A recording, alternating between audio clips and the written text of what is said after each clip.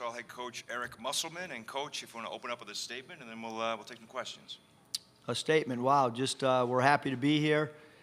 Feel like we've had a really good season, especially after going through a tough stretch where we were able to regroup and finish the season much like we did last year, where we got hot. We feel at the right time, and we understand being a part of this tournament. Just getting into it is really, really difficult for teams. And now it's a whole new season for everybody that's in the tournament. Everybody's got belief and confidence, and everybody's trying to just survive and advance and get one more game. All right, Mike, want to kick things off? He's right there. Mike Harrington, Buffalo News. Eric, we saw a lot of your social media presence yesterday, giving it up to the Bills and Sabres and such.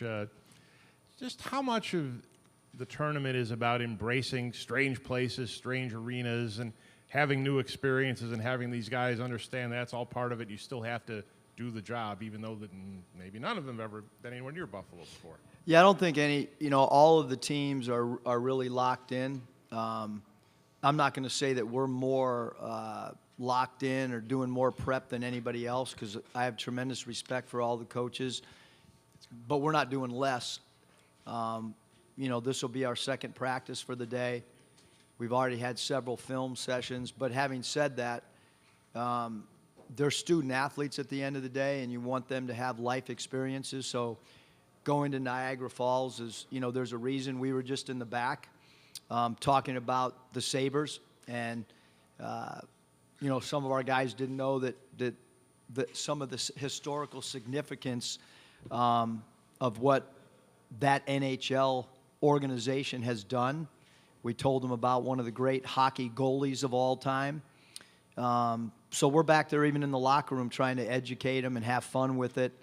So certainly we think it's a really, really big part and an important part for us to embrace wherever we are. I mean, having fun with the, Bills, and I wore the shirt, and guys are asking me, do I have a favorite player on that team? And a lot of guys did not know who the Buffalo Braves were. And I was able to kind of give the significance of them moving to San Diego. And so, yeah, I think it's really important. By the way, Ernie D is one of my favorite all-time players. Coach, you mentioned how this is kind of the start of a new season. How valuable is it to have the returning experience that you have in the NCAA tournament, your guys who were there last year, and then others like Trey Wade and Chris who have been there before? Yeah, I think that there's a lot of discussion about how old teams are, which I think there's a great deal of significance in that. Obviously, Vermont, fourth oldest team in college basketball, and then there's a separate side of us having over 300 minutes played in the NCAA tournament with player experience. So I think that both are very valuable. So I think there's significance in it. Give a question back here, and we'll come to Brian. Coach, Mookie Hawkins, Waffle Sports 1080. Welcome to Buffalo. Have you told your players about the quarterback in Buffalo by any chance? I mean, I've certainly talked to the staff about him. So what is it going to take, basically to put some of the ingredients together to cut down the nets here in Buffalo? I think the biggest thing right now is us us continuing to work on our preparation for Vermont. They're so well coached. They really, really understand their roles. They have not lost in a long time. Their last loss, they had two players that were sick. It was an overtime game. So this is a team that's playing with great confidence. You can see it and hear it in their interviews, both with their head coach and their players. And, I think everybody that steps into this thing, I mean, I've talked about, even myself as a player at the University of San Diego playing against Auburn. I mean, we were a low seed, and if our point guard, not me, I was not in the game, but if our starting point guard doesn't get the ball hung up on his hip, we probably upset Auburn, and they had some NBA players, Frank Ford and some guys on their team that were really talented. But this is a whole new, that's why this tournament is so awesome, because you just never know what's going to happen. And last year we fell behind early, and we were able to have a really good second half. And so it's a 40-minute game, and you've got to understand that as a program. Okay, Brian. Coach, Brian Shinaki, Channel 2, here in Buffalo. Kind of piggybacking off of the opening question that Mike had. You come out here, you embrace the city of Buffalo, you go viral with your Buffalo sports drip, then you get kind of a response back from the Bills on social media. First, how cool is it that they're able to embrace you back? I saw you pin that tweet from the Bills. And then on top of that, did you grow up a sports fan in Buffalo at all, or did you follow specific players? Can you kind of tie that all in together? Yeah, I mean, I think anybody my age understands the significance of all the Super Bowls that, didn't go the Bills' way, but obviously, Marv Levy, I mean, he's a guy that I've studied, and when you're younger and you watch teams win a lot like they did, and their logo, growing up in San Diego, I mean, their logo was cool, but the Bills thing started during the pandemic, where I had gotten some NBA teams to send some masks and T-shirts, and I'd wear a different one every day to practice, and then I was able to talk to the team about, hey, here's some history on this particular team, whether it's the Boston Celtics or the Lakers or whatever, and we were able to have some fun dialogue, and the Bills were awesome. They sent me, which is the same shirts I wore the other day, they sent me a couple different shirts and some different masks, so I was able to break it out when we found out we were headed here to Buffalo. And to be. And Mike went there. Hey, Eric, how you doing? I hope your shoulder's feeling better. A decent Stanley, man, they waited 9 combined years to get here. How happy are you that, and they've obviously been key guys for you. Just how happy are you they're getting to play in the NCAA tournament, and how would you maybe sum up what they've meant to the team this year and helping you get to this point? No, I mean, really happy for them, because if we weren't playing in this tournament, then they could call me a liar, because part of the recruiting pitch was we are going to the NCAA tournament. We don't know what's going to happen when we get there, but we have the talent, we have the culture that if you guys come and come to Arkansas, we're gonna give you an opportunity to play in this tournament, because if we don't make it, it's going to be self-inflicted. But both those guys have been absolutely phenomenal for us. You look at their seasons. There was a time where, I took Stanley out of the starting lineup, and then he worked his way back into it. And quite frankly, both of them, we need them to have good games to win in this tournament. We need both of them to have good games in order to win tomorrow. That's how important they are. DC's been a guy that we don't run any plays for, and he scores the basketball.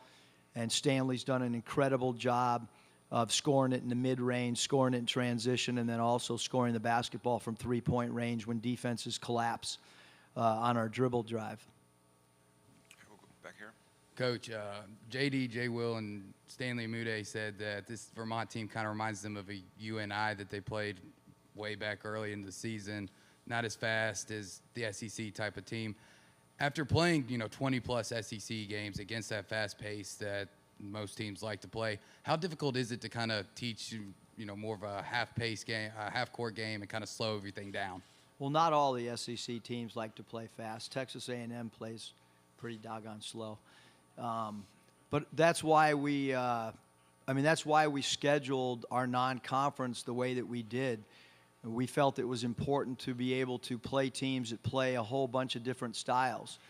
And we were able to do that, whether it's, Northern Iowa, whether it was Mercer, that, forced us to see some of our holes and to try to get guys to buy in with some of our defensive concepts. And along the way, it's like a roller coaster. There's ups and downs. And when we weren't doing what we were told, we didn't play well, and then we figured out the last 2 months of the season how we want to play on both sides of the ball. We're here. Hey, Eric, earlier today, I asked Eric Henderson at South Dakota State just kind of what he remembered about Stan when Stan was at South Dakota. Mentioned a couple big games, but that this season he feels like Stan's really improved defensively more so than anything. Just what improvements has he made specifically, or like how has he evolved throughout the year to become, I guess, one of your, better on-ball defenders? Yeah, I think, Scotty, Stanley's improved in a lot of areas. I mean, he was, not much of a defensive guy early on. Now he's one of our best defenders. I mean, because of his length, his athleticism, his anticipation, his toughness, his ability to defensive rebound. He's been assigned to some really difficult matchups, especially in SEC play, where he's going up against guys that can really score the ball, guys that are going to be playing beyond college.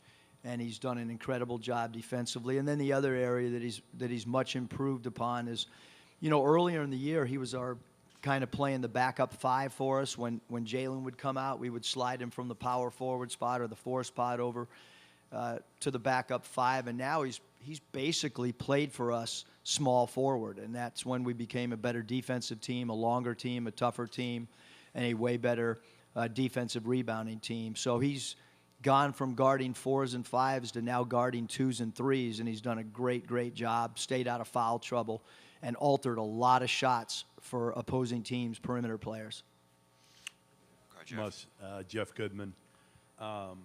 You've hit the portal for years now. You've done a good job with the portal.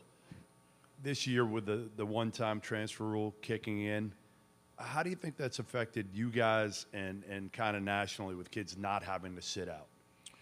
Yeah, Jeff, I think that it's kind of been a game changer.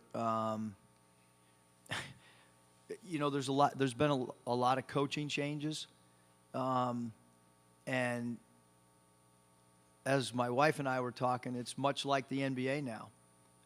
As a coach, because of the ability to change your roster quickly, obviously in the NBA it's free agency, and then you might have a draft pick or two. Well, college basketball has turned into a little bit where a lot of programs are only taking 1 or 2 freshmen, much like a first rounder and a second rounder, and then they're filling in with free agents, whether it be a transfer who's a second-year player or maybe a grad transfer. So I think it's leveled the playing field. I look at Vermont's team, and they have Finn Sullivan from the University of San Diego, who I just found out a couple minutes ago that my son sat next to him in a class a couple years ago, my younger son. They have a George Washington transfer. So I think that across the board, it's really changed the complexion. I mean, if you watch Big 12 games and you see what Texas has done with their roster, and you see what Texas Tech has done, and Texas Tech's done an incredible job of finding the Davion Warrens and Adonis Arms and guys that maybe played at a lower level that have been able to contribute. So I think it's really changed everything in college basketball, meaning coaches and longevity and so on. Do you like the fact that kids don't have to sit out? Like it took you guys a little while to get going this year, where normally maybe you have that kid for a year in your system and you're able to kind of get it going a little bit quicker, maybe? Yeah, I think, Jeff, that the sit-out player, I look at the success stories, and I'm only talking about, the small sample size that I have. Caleb Martin, Cody Martin. The sit-out year was incredible. So many agents were telling him to leave Nevada. And we were telling him the benefits and the holes in their game, and we'll see what type of salaries those guys that were, quote-unquote, too old when they stayed an extra year, and how much it helped them, because it's really about, at the next level, longevity. And those two guys made incredibly smart decisions coming back to school when everybody was telling them they would be too old. But the people that were telling them that have never sat in a draft room and don't know what the conversations are like about second-rounders. I look at J.D. Note and how his sit-out year, how much that's impacted his growth as a player, and maybe what that growth wouldn't have looked like without him. He learned a whole new position, and there's a lot to go into that. And I look at, Jordan Caroline's sit-out year and the impact it's having on his European career. So I miss personally the player development year because I think it's really good for the player. But I do think movement, player freedom is the way it should be. It really should be, because that's the way of our world right now. When I grew up, everybody went to one high school. Now guys go 3 or 4 high schools. When I was growing up, well, there wasn't even AAU then, but there was Junior Olympics. You played on one Junior Olympic team, and that was it. Now guys are playing for 7, 8 AAU teams, you know, over the course of a 4-year time frame. So that's how college basketball should be. You should have the ability to make your own decision, just as any student. If my son's at the University of San Diego and not playing basketball and he wants to go to USC or UCLA, all he does is apply to school, and if he gets in, he can go. And so I do think that it's the way of the world right now, and you have to adapt, and it's good for the student athlete. All right, quickly, we have time for 2 more. We'll go here, and then we'll finish up with Mike over here. Coach, it seems like a lot of people, especially some national media folks, like Vermont as a possible upset pick. I just wonder what you make of that, and if you talk to the team about that at all, and what you say, if so.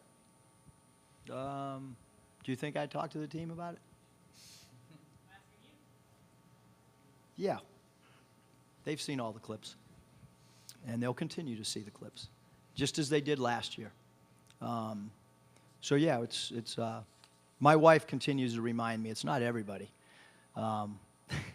But yeah, I mean, I think, you know, any way, shape, or form that you can motivate your team, that's our job to try to figure out every button that you can possibly push to get your team in the right mental frame. And then finally, Mike right here. Eric, Mike Harrington, Buffalo News again. We just had Dan Hurley in here. Obviously, great family coaching lineage. You're up next.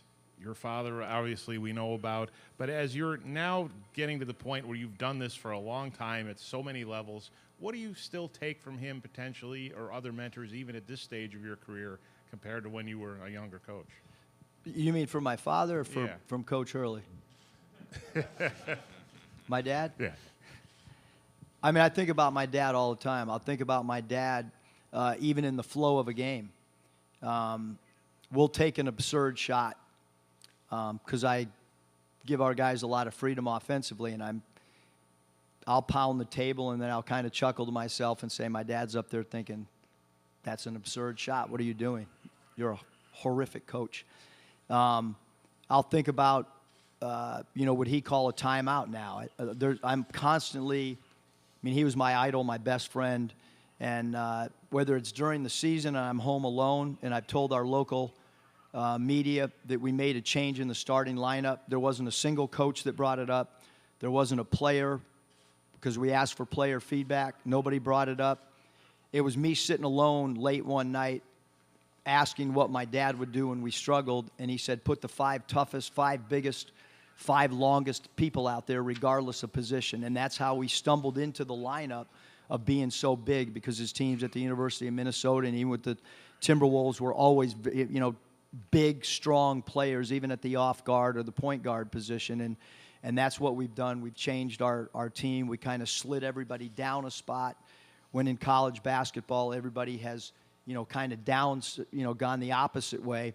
And this group's done a good job. When people try to go small against us, it actually falls right into our lap, because we do have good athleticism, even when we're a taller team. All right, thank you for your time, Coach. Thanks. Good luck tomorrow. Thank you.